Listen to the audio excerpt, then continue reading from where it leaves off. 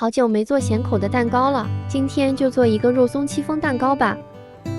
纯牛奶和玉米油搅拌至乳化，加入蛋黄、低筋面粉和玉米淀粉过筛，自搅拌至无颗粒。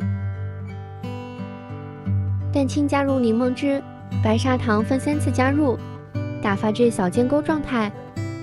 取一半蛋白加入面糊里翻拌均匀。接着倒进剩下的蛋白继续翻拌，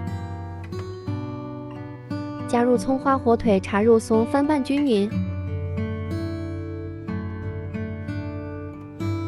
模具里先倒入一半的面糊，接着撒上葱花、火腿、茶肉松，最后倒入剩下的面糊，继续撒上葱花、火腿肠和肉松，挤上蛋黄酱，送入烤箱。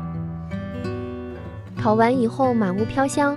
喜欢咸口的蛋糕一定要尝尝，满满的肉松和火腿肠，一口咬下去太满足了，快来试试吧。